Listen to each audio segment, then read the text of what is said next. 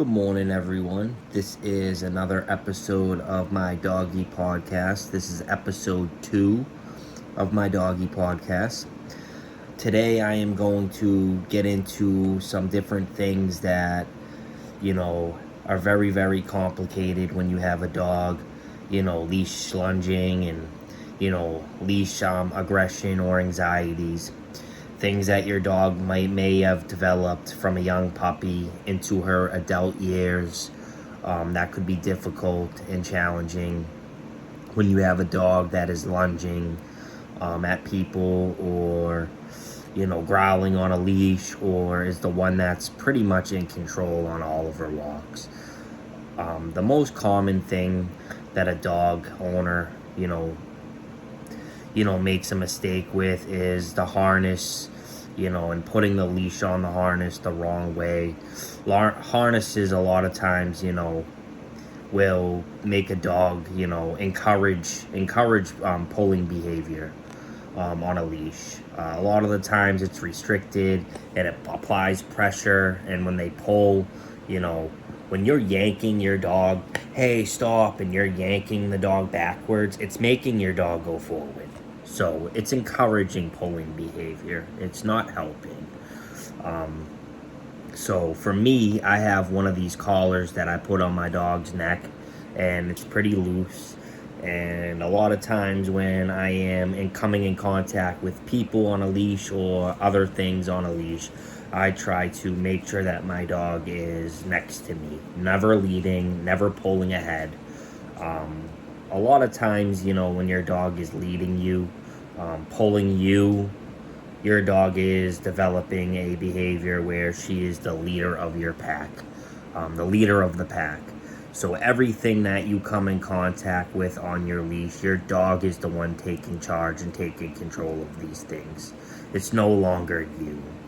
So that's why a lot of dog trainers will train your dog to walk in a perfect heel next to you and at all times. So that way your dog develops the behavior of knowing that you're the one that's in control of the walk on a leash. You're the one that's responsible for, everything that you come in contact with, and then your dog will expect you to take control over situations. So therefore, your dog doesn't need to be anxious anymore. Your dog doesn't need to growl or lunge or develop any of these behaviors because you're the one in control on the leash. It happens so often that, when a dog is leading you and pulling ahead and all this stuff, that your dog is going to be reactive to other things that she comes in contact with because she doesn't see you as a leader. She is the leader. And that just, over time, is going to get a lot worse if it is not taken under control. And that's why you gotta properly learn how to walk your dog on a leash next to you, and have your dog following commands, using treats to make sure that your dog is paying attention to you and following what you want your dog to do. Therefore, your dog is not going to be, outside, rambunctious and doing whatever the heck your dog wants to do on a leash. It takes a lot of work. It takes a lot of repetition. Consistency is key to any type of dog training. You got to do it over and over and over again to kind of get your dog to consistently have this behavior and know that you have control. Also, when you have a puppy at a really young age, your puppy is going to have a lot of behaviors that your dog doesn't know any better, and over time they are going to be progressive and get much worse if they're not taken under control at a really young age. A lot of people commonly make a mistake of thinking that, they're just young, it's going to change, they're going to grow out of it. No. Over time, your dog develops a behavior of thinking, this is how I'm supposed to act, this is how my dad wants me to act. And your dog is going to progressively get much worse depending on the type of behavior that your dog is showing on a leash typically aggressive behaviors, growling, barking at people, those things tend to get much, much worse in the long run. Oftentimes leading to biting behaviors or things like that, a lot more aggressive. It goes from anxiety to aggressive.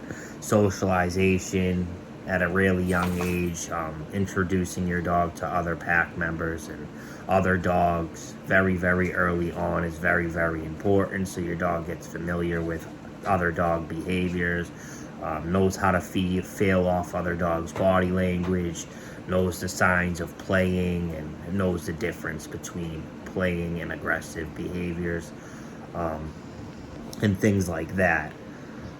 Having a dog is always going to be a challenge every day. You know, there's going to be different things and different things that happen that you will have to learn how to handle these type of situations that come up with your dog in her everyday life. And it can be very, very difficult if you don't know, and very, very overwhelming if you don't know. That's why there are so many different, trainings and things that you can do to help teach your dog or help calm your dog. If your dog has anxiety when you leave or when you go out, if your dog has chewing behaviors, if your dog has aggressive behaviors, if your dog has a hard time following commands, if your dog has a hard time coming when you call her and tell her to come, all these things, there's ways that you can teach your dog how to follow these things. And there is, a lot of things with my dog, especially is the separation was a huge, huge issue early on. She did not like when I left. I would leave my house and be out for a couple minutes, and she would start howling, crying over and over and over again. And I had to come up with ways to get my dog to stop doing that. And a lot of the times it was exercise, physically and mentally stimulating her mind. Different tools that you can use, different games, trick games, puzzles, search games, making your dog look for stuff. A lot of exercise outside, runs, walks, dog parks. My dog is conditioned now to where she's very, very comfortable being home alone. She doesn't need me here all the time. She can accept when I have to go to work or run errands, and she isn't going to be acting up when I leave the house. I don't have that anxiety myself anymore, where I can actually go places and feel confident that I'm not going to have my dog barking the entire day and getting tons and tons of complaints from neighbors, from people that walk by. I can walk right by people now with her on a leash, and 95% of the time she just ignores them and keeps walking. Used to be the situation is every single person I would walk by, my dog would growl, or she would do a lunge behavior. Very, very not okay when your dog is growling at everybody you come in contact with. It's going to over time lead to a lot of problems with the people that live in your building, or certain situations that you take your dog to. You're going to have a lot of people complaining about your dog or scared of your dog. It's not pleasant to feel like you can't take your dog anywhere, or you can't have your dog places. It's overwhelming. And I went through a lot of different things with mine that I had to, do a lot of leash training. A lot of leash training, carrying treats, making my dog sit, Coco Hill, getting her to follow me by my side, walking. And over time, my dog started to develop the behavior of knowing that she didn't need to be in control outside and doesn't need to react to everything she sees. It's never going to be perfect. Anybody who has a dog that is developing these type of behaviors, try to, not use a harness if you're using a harness, and try to go out and buy like a chain, like a choker chain. Put it on the dog's neck, not tight, and try to be less anxious. Your dog is feeding off your energy on a leash. If you're outside and you're showing tons and tons of anxiety, your dog is going to have anxiety. Your dog is going to feel everything that you feel when you're outside. If you walk by a dog and you're like kind of freaking out, like, oh my God, oh my, you're yanking on your dog's leash, your dog is going to react very, very negative to that. And chances are your dog is going to lunge, she's going to bark, she's going to react a certain way based off of how you're reacting. So always try to be calm, have that calm demeanor, and make sure that you can get your dog to follow side by side. Eventually, I'm going to try to get a video where I show you guys how I walk my dog when I want my dog to be in a heeled position, not leading, not pulling, how to get my dog to okay and go to the bathroom, how to get my dog to just stay right next to me, how to get my dog to sit right away when I want her to sit. All these things are very, very important to having your dog under your control, not her own control, and make your life a lot easier when you have your dog outside. Make you have less worries, less anxieties. You know, a happy dog is a happy situation for everybody. Say hi, Coach. Say hi, Coach. Say hi. Say hi. Say hi. You know, I love my dog. When you get a dog, you know, there's a lot of videos and a lot of books to read, you know, about puppies and things like that. You should get educated, you know, as much as you can to learn about what you're getting yourself into, so you know firsthand what to do, what not to do in the early stages of the dog's development. You know, the puppy years are very, very important for adulthood. Because that's where your dog is learning every behavior that's right or wrong and going to carry those behaviors forever and be harder to correct when your dog becomes an adult and nobody takes the time to try to correct these behaviors early on. Once your dog gets to a certain age, it's going to be really, really hard to reverse those behaviors. You know, they're already going to be there, and your dog's already going to be developing these behaviors for 1, 2, 3 years. It's going to be very, very difficult to all of a sudden say, okay, let's work on these things now. That's why you gotta, when you first get your dog, see how your dog is around people, see how your dog is in certain environments, see how your dog is when people touch her,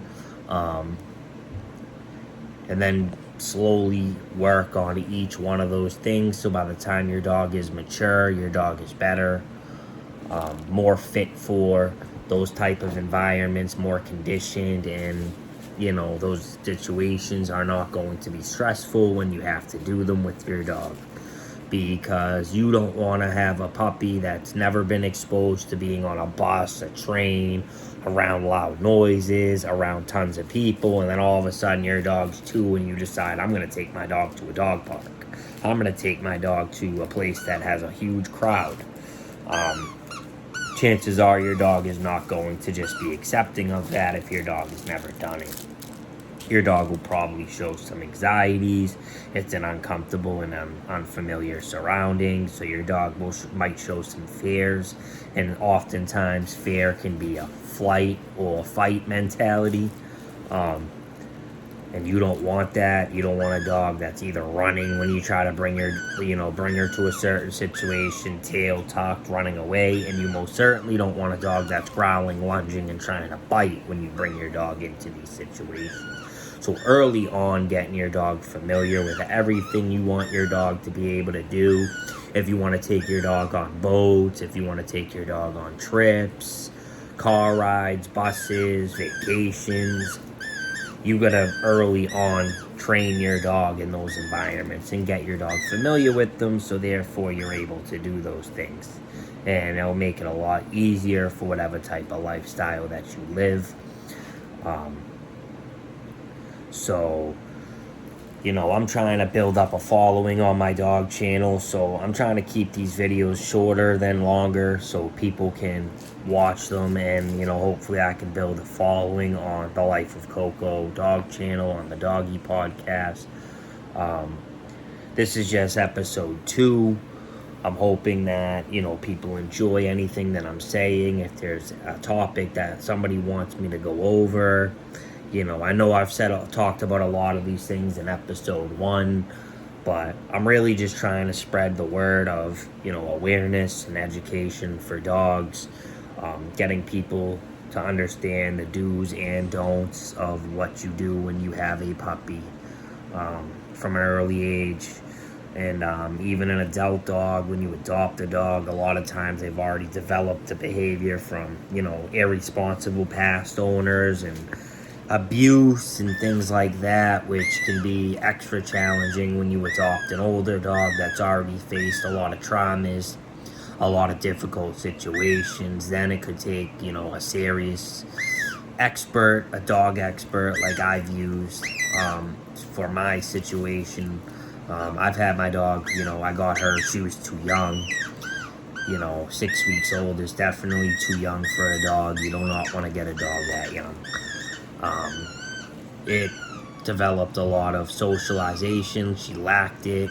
She lacked socialization with her litter mates and, her other pack members, which in turns led to a lot of territorial, semi-dog aggressive behaviors that I had to retrain and redirect my dog's behaviors to a more positive. She didn't have to have anxiety around other dogs. She could play in the dog park around other dogs. Often when she does have an issue, it's on a leash. Getting your dog comfortable with meeting other dogs on a leash could be challenging because it's a restrictive, the restriction on a leash sometimes can cause a lot of, anxiety. Your dog pulls and she can't reach what she wants to get to. It can cause a lot of anxiety. Often they say you never want to introduce 2 dogs on a leash. You should, have them meet on a neutral ground, not in their home, where they're territorial or they're guarded of their food, their toys, their owners, or just the environment as a whole. So the situation, often you want it to be a neutral environment. So therefore, they don't have to have those guarded instincts. Let them develop a friendship with the dog on their terms. And then if you want to have them introduced inside the home of either you or the other dog, then you could probably do that. But I wouldn't encourage you just walking another dog into your home that your dog is not familiar with, because that could go very, very bad. It often could end in a fight. And especially with female dogs, my dog is extremely territorial. She does not like other dogs inside her home if she does not know them. I have to have them meet on neutral grounds, play, get comfortable with each other, multiple times usually, and then over time I'm able to bring the dog into the territory when she already develops that trust for that other animal and develops a friendship with that other animal. Then I'm able to do that slowly in due time. But yeah, introducing your dog to other dogs is always going to be better. Anything that, that you want your dog to be able to do, you're going to want to train your dog to do that at a really young age, so she's comfortable or he's comfortable.